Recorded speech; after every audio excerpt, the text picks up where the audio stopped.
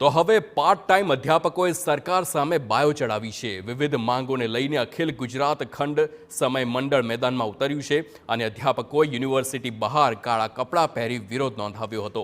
અધ્યાપકો UGC પ્રમાણે pro data પગાર આપવાની તેમજ પેન્શન અને ભથ્થા એક સાથે આપવાની માંગ સાથે રામધૂન બોલાવી હતી। આ અંગે અખિલ ગુજરાત ખંડ સમયના પ્રમુખ દેવદત્ત રાણાએ નિવેદન આપતા કહ્યું કે 2015માં ચુકાદો જીત્યા બાદ ન્યાય ન મળે તે માટે સરકાર ડિવિઝન બેચમાં ગઈ હોવાનો દાવો કર્યો છે। છેલ્લા 8 વર્ષથી ફક્ત કોર્ટમાં તારીખ પે તારીખ અપાઈ રહી છે।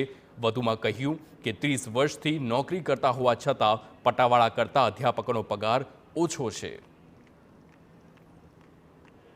અમારી પહેલી માંગ છે પ્રોરેટા એટલે કે પ્રમાણસર પગાર, એટલે કે પૂર્ણ સમયના જે લેક્ચર હોય એના પ્રમાણમાં અમારા જેટલા લેક્ચર છે એટલો પગાર મળવો જોઈએ। એટલે અમારી સાથે લાગેલા પૂર્ણ સમયના અધ્યાપકોને આજે 3 લાખ સુધીનો પગાર મળે છે 18 લેક્ચર માટે। તો હું 9 લેક્ચર માટે પાર્ટ ટાઈમ છું તો મને એનાથી અડધા લેક્ચર માટે 1.5 લાખ સુધીનો પગાર મળવો જોઈએ। માત્ર 1.5 લાખ સુધીનો પગાર નહીં, પૂર્ણ સમયના અધ્યાપકોને જે પણ લાભો બેનિફિટ મળતા હોય તે તમામ મળવા જોઈએ। એટલે 1.5 લાખ વત્તા પગાર બધું અમને મળવું જોઈએ।